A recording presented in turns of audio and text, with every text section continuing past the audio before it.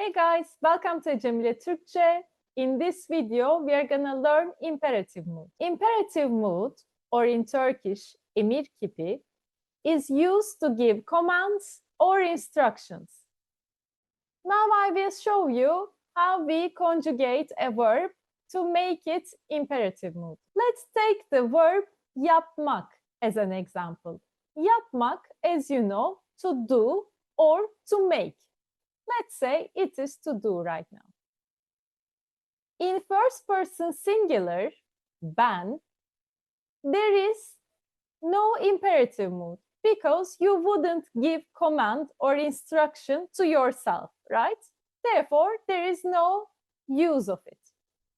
For sen, second person singular, we basically get rid of the infinitive parts and then use it as is. So in our case, it will be yap.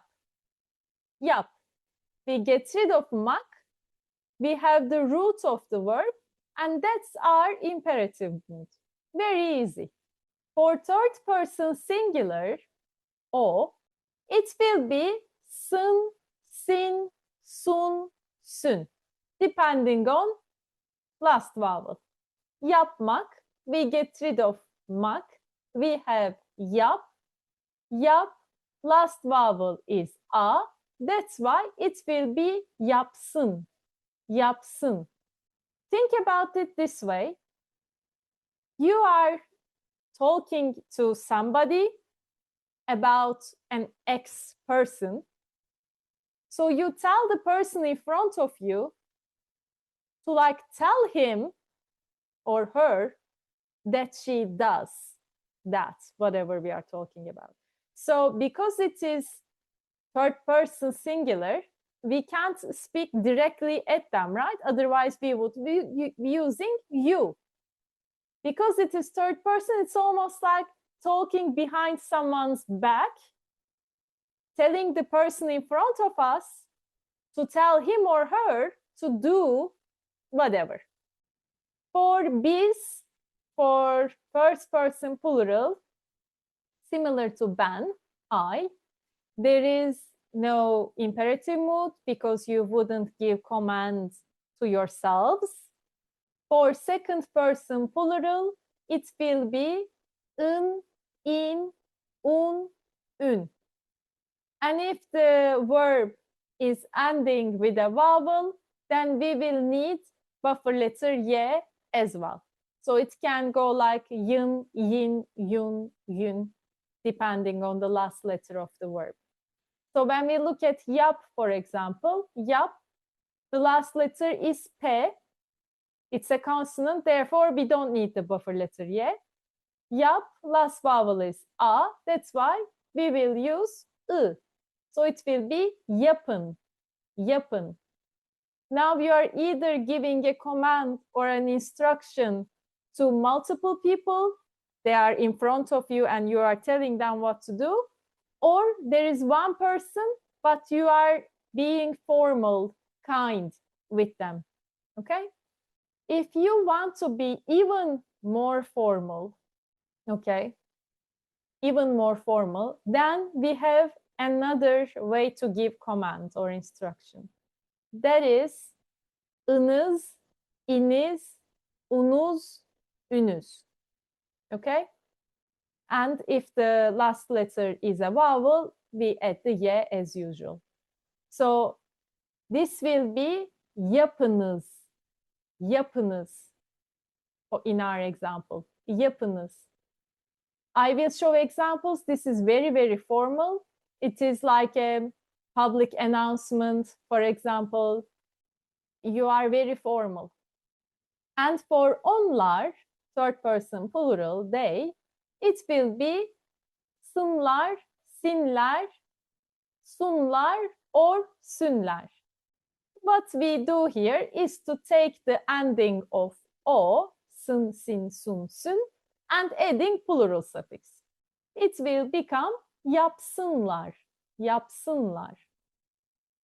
Yapsınlar, similar to third person singular, o, similar to yapsın, is talking someone's back, but It is not a one person here, not a single person, but many people that you are talking behind back.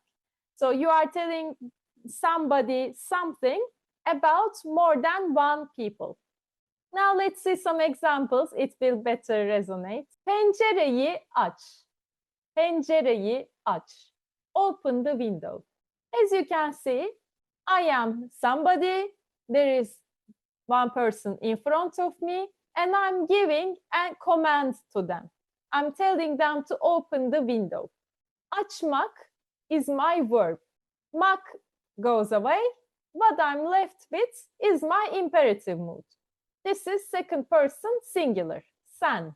Next example, gülümseyin. Gülümseyin is telling more than one person to smile.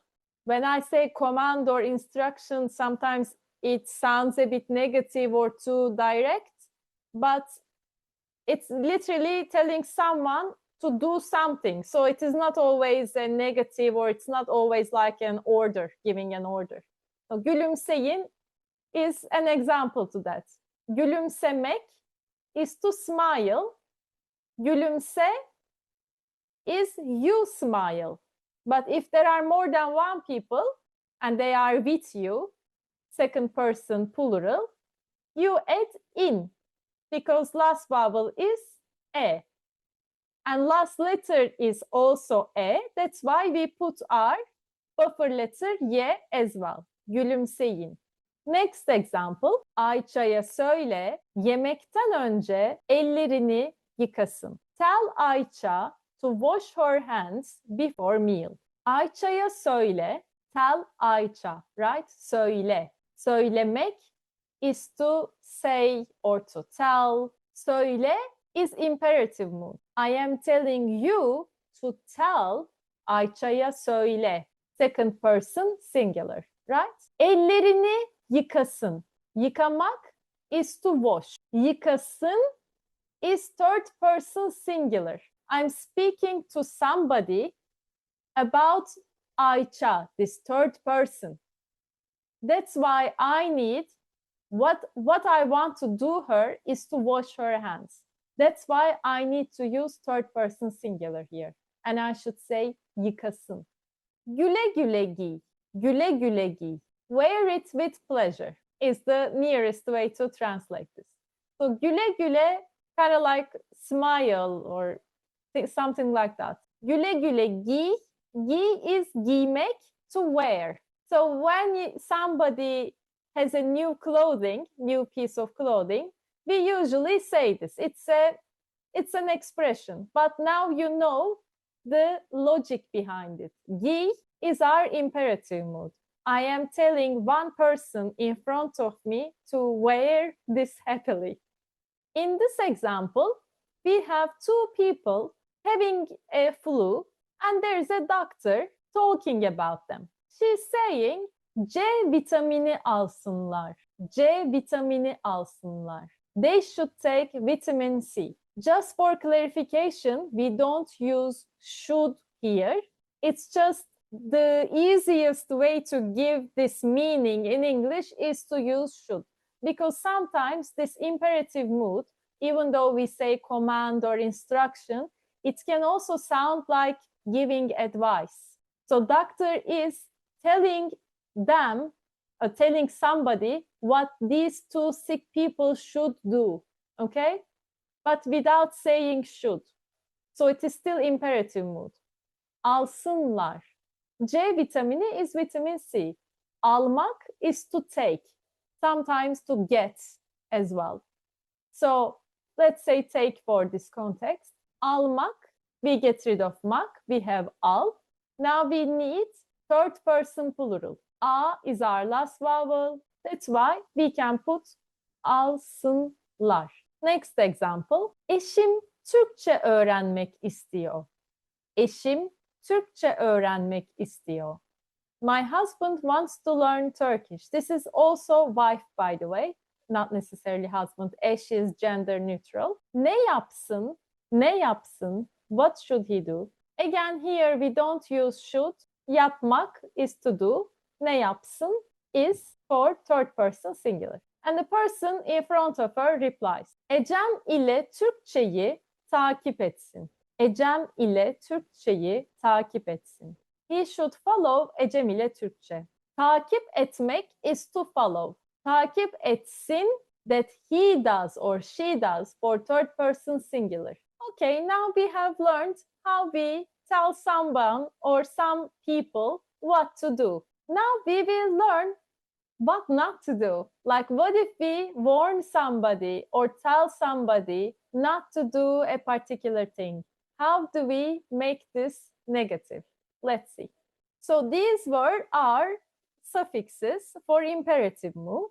We will add our negative suffixes ma or me. Before adding imperative mood, we will add our negative suffixes. As you already know, we don't have anything for first person singular for ben. That's why we move straight to sen. It will be yapma, yapma. So yap was our positive form, imperative mood. When we add me or ma, because here last vowel is a, we add ma. When we say yapma, yapma, I tell you to not do something. Yapma. For third person singular, it will be yapmasın, yapmasın. So I add my root verb, yap. I add my negative suffix, yapma. I add my imperative mood for third person singular, yapmasın. Here, I tell somebody that in front of me, for another person to not do something,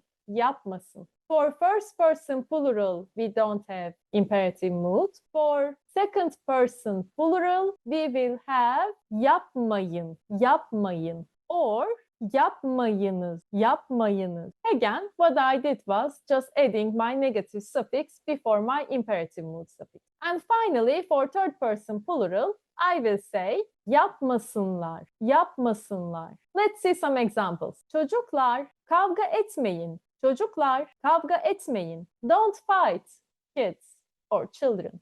Kavga etmek. Kavga etmek is to fight. I get rid of mek, I have et. Etme is negative. Etmeyin is telling more than one child to not fight. Lütfen yere çöp atmayınız. Lütfen yere çöp atmayınız. Please do not litter. Atmak is to throw. Çöp atmak is to throw away rubbish. So litter. Atmak, we get rid of mak. I have at. Atma is don't throw. Atmayınız is here speaking to public, right? Atmayınız. Or speaking formally, let's say. Final example. Here we see a boy with his mother and there is a child relatively close to them. Let's imagine mother and the boy are going home and the boy is asking if the friend of his can not come with them to home. So he is asking, o bizimle gelmesin mi? O bizimle gelmesin mi? Shouldn't or can't he come with us? Bizimle, you know from previous lesson, I hope. Bizimle is with us. If you haven't watched it, please watch it. Gelmesin, gelmek is to come. Gel is my root verb. Gelme is don't come. Gelmesin is he doesn't come or he can't come or he shouldn't come. Gelmesin mi? So it's a question now. I just wanted to show you how we can form a question in this grammar. As you can see, we don't change anything except for the verb we deal with. Now quiz time. Best of luck.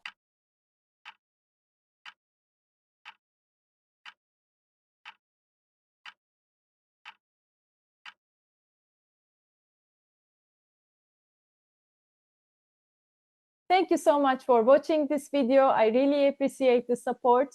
If you have any questions or comments for me, you can find me either down in the comments below or you can send me an email via ecemileturkce@gmail.com. I would like to remind you that I also give private classes at an affordable rate. So if you are interested in, please let me know and I will give you all the information you need. Thank you so much again, and I'll see you in the next one.